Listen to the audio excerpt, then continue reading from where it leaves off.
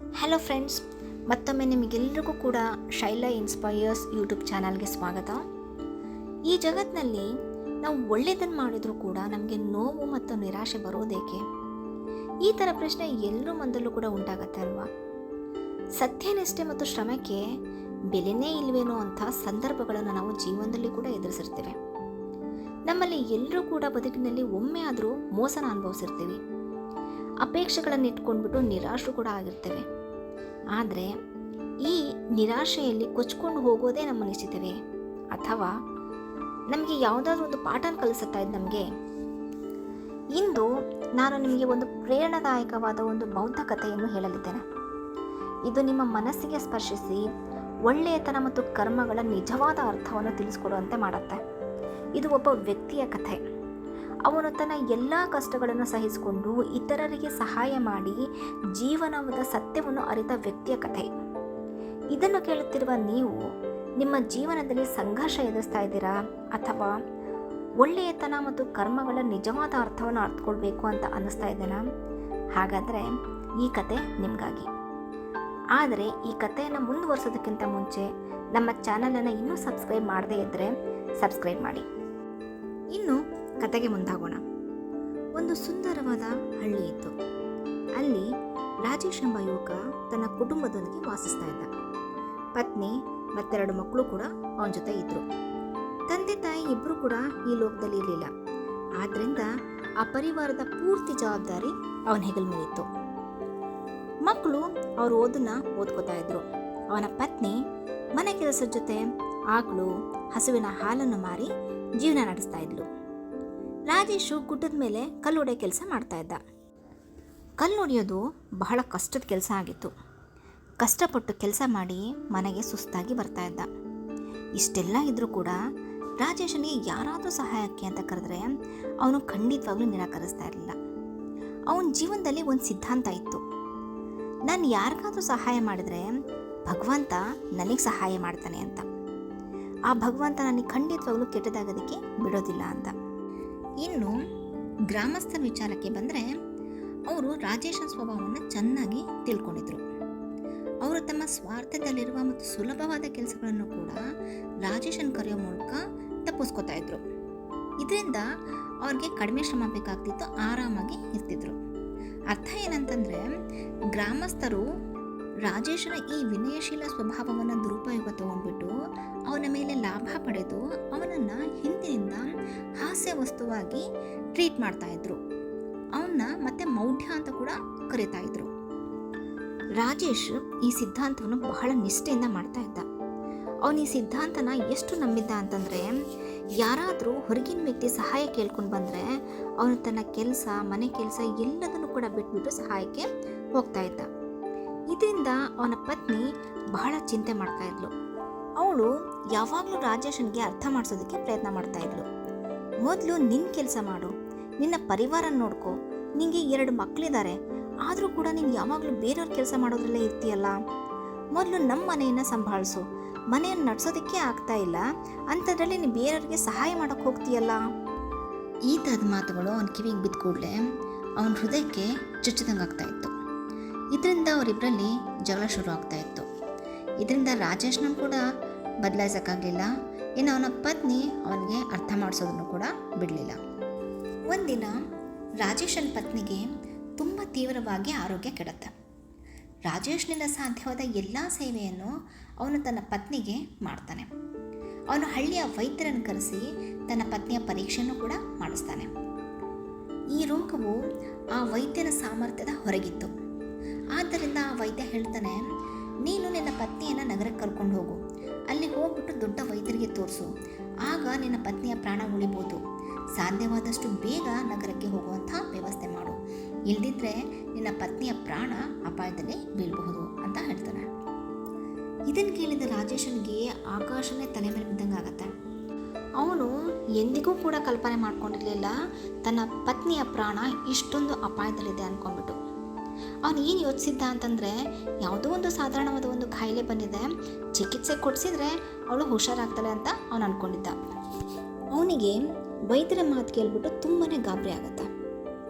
ಈಗ ಅವನು ತನ್ನ ಪತ್ನಿಯನ್ನು ಹೇಗೆ ನಗರಕ್ಕೆ ಕರ್ಕೊಂಡು ಹೋಗಬೇಕು? ಯಾಕಂತಂದರೆ ಅವನ ಹತ್ರ ಕುದುರೆ ಗಾಡಿ ತೊಗೊಂಡು ನಗರಕ್ಕೆ ಹೋಗುವಷ್ಟು ಹಣ ಕೂಡ ಅವನ ಹತ್ರ ಇರಲಿಲ್ಲ. ಅವನ ಪತ್ನಿಯ ಆರೋಗ್ಯ ಎಷ್ಟೊಂದು ಹದಗೆಟ್ಟಿತ್ತು ಅಂತಂದರೆ ಅವಳಿಗೆ ನಡೆಯೋದಕ್ಕೂ ಕೂಡ ಆಗ್ತಾ ಇರಲಿಲ್ಲ.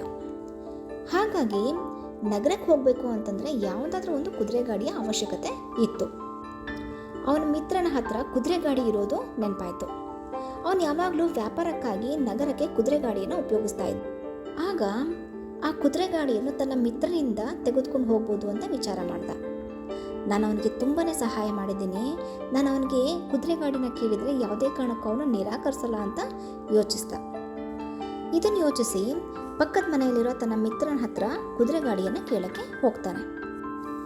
ಆಗ ಅವನು ಗಾಡಿ ಬಗ್ಗೆ ತನ್ನ ಮಿತ್ರನ ಕೇಳಿದಾಗ ಅವನು ಹೇಳ್ತಾನೆ, ನನ್ನ ಕುದುರೆಗೆ ಬಹಳನೇ ಹುಷಾರಿಲ್ಲ, ಅದು ಬದುಕೋದು ಕೂಡ ಕಷ್ಟ, 4 ದಿನದಿಂದ ಅದು ಏನೂ ಕೂಡ ತಿಂತಾ ಇಲ್ಲ, ಪಾಪ ಆ ಕುದುರೆ ನಗರಕ್ಕೆ ಹೇಗೆ ತಲುಪತ್ತೆ ಹೇಳು, ಆದರೆ ನೀನು ಸ್ವಲ್ಪ ಹಣದ ವ್ಯವಸ್ಥೆ ಮಾಡಿದರೆ ನಾನು ನನ್ನ ಸ್ನೇಹಿತನ ಹತ್ರ ಗಾಡಿ ವ್ಯವಸ್ಥೆ ಮಾಡ್ತೀನಿ ಅಂತ ಹೇಳ್ತಾನೆ.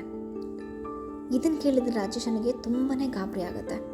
ಯಾಕಂತಂದರೆ ಅವನ ಹತ್ರ ಹಣನೇ ಇರಲ್ಲ.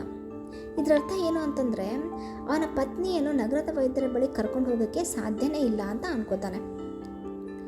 ಇದನ್ನೇ ಯೋಚನೆ ಮಾಡ್ತಾ ಬರ್ತಿರ್ಬೇಕಾದ್ರೆ ಒಂದು ಹೃದಯ ಕಲ್ಕೋ ಅಂತಹ ದೃಶ್ಯನ ಅವನು ನೋಡ್ತಾನೆ. ಯಾವ ಕುದುರೆಗೆ ಹುಷಾರಿಲ್ಲ, 4 ದಿನನೇ ಏನೂ ತಿಂತಾ ಇಲ್ಲ ಅಂತ ಹೇಳಿದ ಕುದುರೆನ ಒಬ್ಬ ಯುವಕ ಕುದುರೆ ಗಾಡಿಗೆ ಆ ಕುದುರೆಯನ್ನು ಕಟ್ಟೋದನ್ನು ನೋಡ್ತಾನೆ. ರಾಜೇಶನ್ಗೆ ಏನೂ ಕೂಡ ಅರ್ಥ ಆಗಲ್ಲ. ಆಗ ಆ ಯುವಕನನ್ನು ಕೇಳಿದಾಗ ಅವನು ಹೇಳ್ತಾನೆ, ಕುದುರೆಯನ್ನು ಬಾಡಿಗೆಗೆ ಕೊಟ್ಟಿದ್ದಾರೆ ಅಂತ ಹೇಳ್ತಾನೆ. ಇದನ್ನು ಕೇಳಿದ ರಾಜೇಶನ್ ಹೃದಯ ಒಡೆದೋಗ್ಬಿಡುತ್ತೆ. ಅವನು ಕನಸಲ್ಲೂ ಕೂಡ ಯೋಚಿಸಲಿಲ್ಲ ತನ್ನ ಒಂದು ಆಪ್ತ ಮಿತ್ರ ಈ ಥರ ಮಾಡ್ತಾನೆ ಅಂತಂದ್ಬಿಟ್ಟು. ಬಹಳನೇ ದುಃಖ ಆಗುತ್ತೆ. ದುಃಖದಿಂದನೇ ಮನೆಗೆ ಕೂಡ ಬರ್ತಾನೆ. ಮನೆಗೆ ಬಂದುಬಿಟ್ಟು ಒಬ್ಬ ಹಳ್ಳಿಯ ಶೇಟ್ನ ಹತ್ರ ಸ್ವಲ್ಪ ಹಣನ ಸಾಲ ಪಡೆದ್ಬಿಟ್ಟು ಕುದುರೆ ಗಾಡಿನ ತರಿಸ್ಕೊಳ್ತಾನೆ.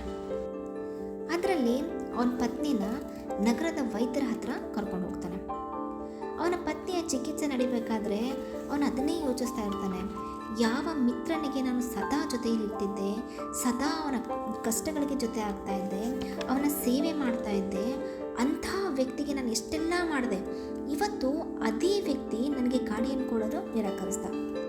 ಅದು ಕೂಡ ನನ್ನ ಪತ್ನಿ ಸಾವು ಮತ್ತು ಬದುಕಿನ ಮಧ್ಯೆ ಹೋರಾಡಬೇಕಾದ್ರೆ. ಇದೆಂಥ ದುರ್ಭಾಗ್ಯ ನಂದು ಅಂತ ತುಂಬಾ ನೊಂದ್ಕೋತಾನೆ. ಆಗ ವೈದ್ಯರು ಬಂದು ಬಹಳ ದುಃಖಕರವಾದ ವಿಷಯನ ಹೇಳ್ತಾನೆ. ನಿನ್ನ ಪತ್ನಿಗೆ ಬಂದಿರುವ ರೋಗಕ್ಕೆ ಯಾವುದೇ ಚಿಕಿತ್ಸೆ ಕೂಡ ಇಲ್ಲ, ಅವಳಿಗೇನು ಸ್ವಲ್ಪ ಸಮಯ ಮಾತ್ರ ಉಳಿದಿದೆ. ಇದನ್ನು ಕೇಳಿದ ರಾಜೇಶ ಅಲ್ಲೇ ನೆಲದ ಮೇಲೆ ಕುಸಿದು ಬೀಳ್ತಾನೆ. ಈಗ ಅವನಿಗೆ ಯಾವ ದಾರಿನೂ ಕೂಡ ಕಾಣಿಸ್ತಾ ಇಲ್ಲ. ಸ್ವಲ್ಪ ಸಮಯದ ನಂತರ ಅವನ ಪತ್ನಿ ತೀರಿ ಹೋಗ್ತಾಳೆ. ಅವನ ಮಕ್ಕಳ ಜವಾಬ್ದಾರಿ ಅವನ ಹೆಗಲ ಮೇಲೆ ಬರುತ್ತೆ. ಈಗ ರಾಜೇಶ್ನ ಎಲ್ಲ ಸಿದ್ಧಾಂತನೂ ಕೂಡ ಮುರಿದು ಬಿದ್ದಿತ್ತು, ಎಲ್ಲ ಭ್ರಮೆನೂ ಕೂಡ ಮುಗ್ದಿತ್ತು. ಈಗ ಅವನ ಮನಸ್ಸಲ್ಲಿ ಉಳಿದಿದ್ದು ಒಂದೇ, ಒಳ್ಳೆ ಕೆಲಸ ಮಾಡಿದ್ರೆ ದೇವ್ರು ಯಾವತ್ತೂ ಕೂಡ ನನಗೆ ಸಹಾಯಕ್ಕೆ ಬರಲ್ಲ ಅಂತ. ಆದರೆ ಕೆಟ್ಟ ಜನರು ಬೆಳೀತಾನೇ ಹೋಗ್ತಾರೆ. ಇದೇ ವಿಚಾರ ಯಾವಾಗಲೂ ಕೂಡ ಅವನ ಮನಸ್ಸಲ್ಲಿ ಕೊರೀತಾನೇ ಇತ್ತು. ಇದರಿಂದ ಅವನು ಬರ್ತಾ ಬರ್ತಾ ತಾನು ಸನ್ಯಾಸಿ ಆಗಬೇಕು ಅಂತ ತೀರ್ಮಾನ ಮಾಡ್ತಾನೆ. ಒಂದಿನ ಅವನ ಮಕ್ಕಳನ್ನ ಸಂಬಂಧಿಕರ ಕಡೆ ಬಿಟ್ಬಿಟ್ಟು ಸಂಸಾರದಿಂದ ದೂರ ಉಳಿತಾನೆ. ಅವನು ಯಾರಿಗೂ ಏನೂ ಹೇಳಿರಲಿಲ್ಲ. ಹಳ್ಳಿಯ ಜನರಿಗೆ ಯಾರಿಗೆ ಏನೂ ಕೂಡ ಗೊತ್ತಿರಲಿಲ್ಲ ರಾಜೇಶ್ ಎಲ್ಲಿಗೆ ಹೋದ ಅಂತಂದ್ಬಿಟ್ಟು. ಸನ್ಯಾಸಿ ದೀಕ್ಷೆ ತಗೊಳ್ಳೋದಕ್ಕೆ ಒಬ್ಬ ಮಹಾತ್ಮನ ಬಳಿ ರಾಜೇಶ್ ಹೋಗ್ತಾನೆ. ಮಹಾತ್ಮ ಧ್ಯಾನದಲ್ಲಿ ಕುಳಿತಿರ್ತಾನೆ. ಧ್ಯಾನದಿಂದ ಹೊರಬಂದ ನಂತರ ಬಹಳ ಸೂಕ್ಷ್ಮವಾಗಿ ರಾಜೇಶನ ಮುಖ ನೋಡ್ಬಿಟ್ಟು ಕೇಳ್ತಾನೆ, ನೀನು ಸನ್ಯಾಸಿ ಆಗೋದಕ್ಕೆ ಕಾರಣ ಏನು?